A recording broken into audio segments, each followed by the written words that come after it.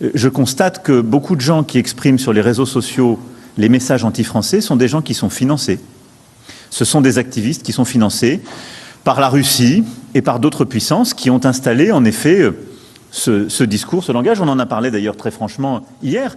Et ce discours Takuba Sara, G5 Sahel Jogina, Barkan Kara SDF we, au lieu que Macron n'a qu'un ministre Kouka, Erero Nuka, échec et Rekoni, Kafero Boloda, voilà ça, ni flin nous Werekanu Soro, où a décidé Kouka, échec Troubeta, Kada récidé, Macron Kouya Iraka fort, politique étrangère Bunakunka, Kale Golo Mitterrandien, Amena Nyefolikaye Oka Nyefe, Nya, Ikomi incohérence signifie en avantin Golo Mitterrandisme Taboloula, Anga Chatemno ya Iraka fort, Macron le dirian doctrine croix de créer France politique étrangère là ameno doctrine wole macron-drianisme mercredi temene Macron e jema wole aka palais kono kata Mali kungo fo Mali yɛrɛ kɔ ay 2014 accord militaire violé ka Barkan ni Takuba retrait labɛn ka yɛrɛ sagona délai n'o b'a ta kalo 4 fo ka taa se kalo 6 la ko di a yɛrɛ ma unilatéralement k'a sɔrɔ a ma Mali consulté Macron ma dan o ma a ka sɔrɔ su bɛ an minnu ka territoire kan u bɛ bɔ an ka jamana kɔnɔ togo minnu na u bɛ bɔ sira minnu fɛ Macron y'o bɛɛ planifié a kelen k'a sɔrɔ a ma Mali consulté i n'a fɔ 2014 accord in b'a yira cogo min na o kama an ka ɲɛmɔgɔw fana ko kalo 6 ka jan ko France k'a teliya joona joona k'a ka Takuba ni Barkan ni retrait ka bɔ Mali la wa ko retrait in bɛ kɛ an ka ɲɛmɔgɔw ka kɔlɔsi cadre kɔnɔna na a y'an dɛmɛ commentaire kɔnɔ k'an ka ɲɛmɔgɔw fo u ka proactivité la u y'u jɔ u jɔyɔrɔ la a waati la ka d'a kan France ka ni dabiri wale in bɛ dangari kɛ an ka souveraineté la ka jamana wɛrɛw fara ɲɔgɔn kan ka taa an kungo gɛlɛnw fɔ an kɔ bonya bɛ min a bɛ se ka dangari kɛ an ka lakana fɛnɛ la i n'a fɔ an b'a fɔ bamanankan na cogo min na taba tɛ ɲuman kɛ Faransi dimine man kan ka to yen a kelen y'a ka yɛlɛma bila baaraw kɛ an ka territoire kan kalo 6 kɔnɔ ni y'a sɔrɔ an ka ɲɛmɔgɔw ka kɔlɔsi t'a kan o tɛmɛnen kɔfɛ ni violation in kɔfɛ 2014 sariya sɛbɛn in man kan ka jate tuguni n'a bɔra retrait baaraw la lakana sira fɛ Faransi man kan ka mission foyi kɛ an ka territoire kan tugun pourtant ni macro-drianisme kun tɛ Mali ni Faransi cɛ kun tɛ gɛlɛya ka se nin bɛɛ ma Barkan ni Takuba kun bɛ se ka kun cɛ jala bonya ani kumaɲɔgɔnya cadre kɔnɔna na hakilila jigila Élysée ye communiqué min kɛ jeudi don k'a kɛ i n'a fɔ Canada ni Union européenne impliquelen ba don France ka Mali retrait militaire la communiqué in n'a ta page médiatique kan ka bila dabiri minɛn kɔnɔ ka d'a kan décision ninnu ma ta Bruxelles u ma ta Ottawa kuma tɛ Washington ma Barkan ni Takuba fila bɛɛ ye France de ka opération militaire ye Takuba ye opération française de ye opération européenne tɛ nka i komi macro-drianisme jɔsenba dɔ ye fit en avant ye u bɛ ka essayer k'u ka échec européanisé kuma dɔw la yɛrɛ u b'a essayer ka échec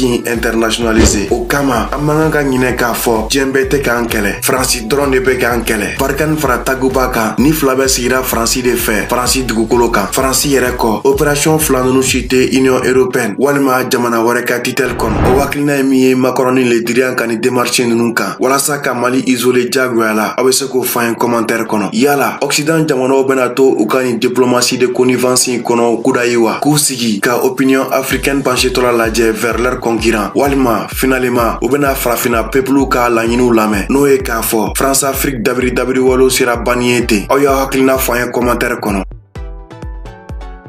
a bɛ fɛ ka yɛlɛma don Faransi ni farafina jamanaw cɛla la a kun y'a yira k'a fɔ o yɛlɛma in bɛna tɛmɛ farafina jeunesse de fɛ o kama a talen Burkina en 2017 a ye Burkina étudiants kuma ɲɔgɔnya walasa k'u fɛlaw dɔn 2021 sommet France Afrique fana la a ye farafina jeune dɔw de wele farafina président place la o b'a yira k'a fɔ kabini Macron sigi kuma fanga la a kun b'a dɔn k'a fɔ Faransi n'a ka farafina koloni kɔrɔw ka relation taabolo ma ɲi nka malheureusement Macron ka yɛlɛma kuma in danna dala kuma ma a ma se k'a ka discours de changement in lawaleya terrain kan au contraire a ka politique africaine kɛra sababu ye k'a ka agenda africain échoué ni ka Faransi tɔ mangoya farafina semaine tɛmɛnen Faransi ka ministre des affaires étrangères kɔrɔ Dominique de Villepin y'a yira k'a fɔ Macron n'a ka cɛkɔrɔba ma se Sahel ni kɛrɛnkɛrɛnnenya la Mali dossier gérer cogo la ka sababu kɛ u ka incohérencew caman ye Macron min kun ko k'a bɛna yɛlɛma don France Afrique dabiri walew la ka africainw ka laɲiniw don ba la non seulement a ma se ka o discours in appliquer en plus a bɛ fɛ ka Mali bali togo bɛɛ la ka bɔ France Afrique jɔ kɔnɔ. Macron ni le dirigeants ye démarche sugu bɛɛ kɛ walasa ka Mali isoler jamana tɔw cɛla. U ye CEDEAO bila ka Mali sanctionner, ka Union africaine bila ka Mali suspend, ka Union européenne pousser o k'a ka aide budgétaire jɔ, ka diɲɛ bɛɛ wele ka taa Mali kungo fɔ Mali yɛrɛ kɔ. Macron n'a ka cɛkɔrɔba bɛ k'u dogo démocratie ko kuma de kɔfɛ ka ni dantɛmɛ wale ninnu de kɛ Mali la. Pourtant ni démocratie ko do sɔrɔsi dɔw b'u cɛla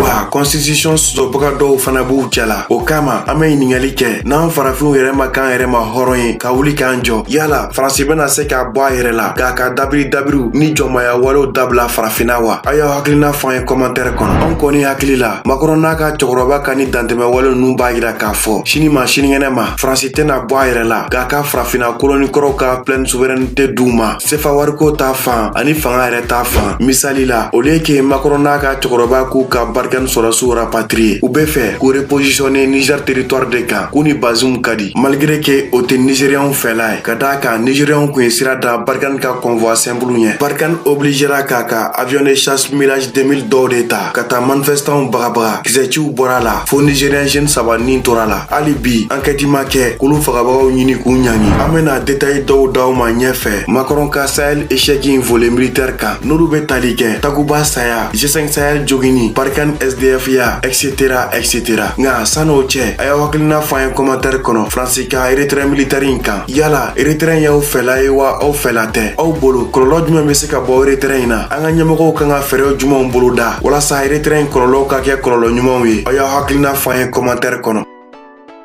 Min ye Union européenne ta fanfɛla ye ale min kan ka kɛ sababu ye ka équilibre nati farafinna jamanaw ni Union européenne jamanaw cɛ ka bɔ diplomatie de connivence kɔnɔ ni ka yɛlɛma don Faransi ka titora la a ka farafinna kolonikɔrɔw kɔnɔ walasa ka baaraɲɔgɔnya jɛlenw sinsin farafinna jamana ni Union européenne jamanaw cɛ sur le long terme. Ale ka kɔsa in na discours bɛ ka na ni sikana ye kosɛbɛ ka d'a kan sur le plan diplomatique Joseph Borrell y'a aligné systématiquement le dirigeant ka position kan Mali dossier kan. Pourtant u bɛɛ dun ɲɛ b'a la o wale ninnu kɛra sababu ye ka Faransi magoya togo min na farafinna. Pari bɛ ka Union européenne pousser k'u ka dɔ fara u ka dɛmɛw kan farafinna jamanaw yɔrɔ. Pourtant problème tɛ dɛmɛ quantité mais plutôt dɛmɛ qualité n'o bɛ tali kɛ farafinw lamɛnli kan ka farafinw fɛla don ba la dɛmɛ ninnu don sira n'u bɔ siraw fɛ. Ka d'a kan indépendance tali ni sisan cɛ farafinna jamanaw ye dɛmɛ caman sɔrɔ ka bɔ tubabuw yɔrɔ nka o dɛmɛ ninnu ma mago bɛrɛ ɲa u ma se ka farafinna jamanaw permet ka se u yɛrɛ kɔrɔ. Halisa jamana ninnu bɛɛ sirilen don kɔkan dɛmɛw la. Faransi y'o de dɔn ka Union européenne bila k'a ka aide budgétaire tigɛ Mali la walasa ka Mali asphyxie i n'a fɔ Thomas Sankara y'a fɔ togo min na. Dɛmɛ min tɛ kɛ sababu ye ka jamana bɔ nɔgɔ la walasa a mago kana se dɛmɛ wɛrɛ ma nafa t'o dɛmɛ sugu la wa o dɛmɛ tɛ dɔwɛrɛ ye dɛmɛbaga ka moyen de pression kɔ. Donc au lieu que Union européenne ka rallier pari ka position France africaine kan France Afrique min bugu bɛ ka jeni dɔndɔn Union européenne kan ka farafinna population de lamɛn k'an ka laɲiniw don ba la. Union européenne kan ka dɔ fara fɛn min kan kosɛbɛ farafinna o ye baaraɲɔgɔnyaw ye baaraɲɔgɔnya jɛlenw jamana souverainw ni ɲɔgɔn cɛ ni y'a sɔrɔ a ma kɛ ni dabiri ye. Aw hakilina ye min ye Union européenne ni farafinna cɛla kan aw bɛ se k'o fɔ an ye commentaire kɔnɔ. Yala Union européenne bɛna se ka yɛlɛma don France Afrique dabiri walew la wa walima Union européenne bɛna continuer n'a ka diplomatie de connivence de ye France Afrique kɛrɛ la?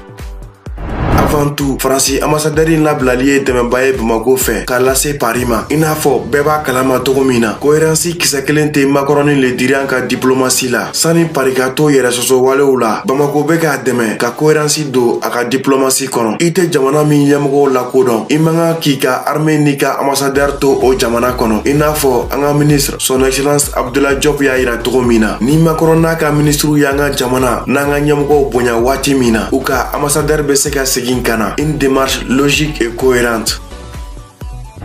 En principe, Faransi dɔnnen don jamana ye jamana min ka politique étrangère efficacité fanga ka bon kosɛbɛ n'a ka appareil diplomatique fɛnɛ jɔlen don kosɛbɛ. Lowy Institute n'o ye Australien ka think tank ye olu ka 2019 classement y'a yira k'a fɔ jɔyɔrɔ sabanan bɛ Faransi bolo réseau diplomatique ko la Chine ni États-Unis tɛmɛnen kɔfɛ. O réseau diplomatique ba in ka fara Faransi ka ONU Conseil de sécurité veto kan ani Faransi ka sphère d'influence ni Faransi ka positionnement tɛmɛnenw i n'a fɔ Irak invention sen fɛ Américains fɛ. olu kun kɛra sababu ye ni mɔgɔ caman kun bɛ Faransi jate i n'a fɔ superpuissance diplomatique. Faransi ka o puissance diplomatique in sababu bɔra doctrine Gaulo Mitterrandienne la. O ye Faransi ka politique étrangère taabolo ye min dalen do général Charles de Gaulle ani président François Mitterrand la. O taabolo in ne kɛra sababu ye ni Faransi ye arme nucléaire dilan k'a mabɔ OTAN na ka arme stratégique ni tactique dilan a yɛrɛ ye walasa k'a yɛrɛ ka position défend diɲɛ jamana tɔw cɛla. Ni y'a sɔrɔ a ma siri États-Unis la i n'a fɔ Occident jamana tɔw nka k'a ta Sarkozy la ka n'a bila Macron na. Faransi ka kɔsana président ninnu ye appareil diplomatique in jasi kosɛbɛ k'a sababu kɛ décision irrationnelle caman ye n'olu bɛɛ la belebele dɔ ye Faransi seginni OTAN commandement intégré kɔnɔ ani Libye bombardement démocratique. A bɛ don minɛ ko bi malgré que Macron y'a yira a ka discours dɔw la k'a fɔ ale ye Gaulo Mitterrandien a ka politique étrangère taabolo na échec b'a yira k'a fɔ a n'a ka cɛkɔrɔba ma se fiyewu ka Gaulo Mitterrandisme adapté bibi in na contexte géopolitique la. U ye doctrine kura créé n'o ye macrodrianisme ye. O taabolo kura in kan Faransi ka contrajitow bɛ minɛ a la a yɛrɛ jɛɲɔgɔn anglais fɔ jamanaw fɛ. Faransi tɛ décision gɛlɛn foyi ta o janfa in kama wa Union européenne fana tɛ mesure gɛlɛn foyi ta walasa ka Faransi kumabɔ. O taabolo kura in kan o Faransi kelen bɛ tila k'a fɔ k'a b'a dogo o Union européenne kelen kɔfɛ sur la scène internationale ko européenw ka jɛn ka kankili fɔ jamana tɔw cɛla i n'a fɔ Union européenne jamanaw ka intérêt n'u ka laɲiniw delila ka kɛ kelen ye. Finalement an b'a ye k'a fɔ chamboulement géopolitique min bɛ diɲɛ kɔnɔ k'a sababu kɛ jamana caman ka montée en puissance ye sur la scène internationale. O chamboulement in kɛlen do ka Macron n'a ka cɛkɔrɔba dépasser kosɛbɛ.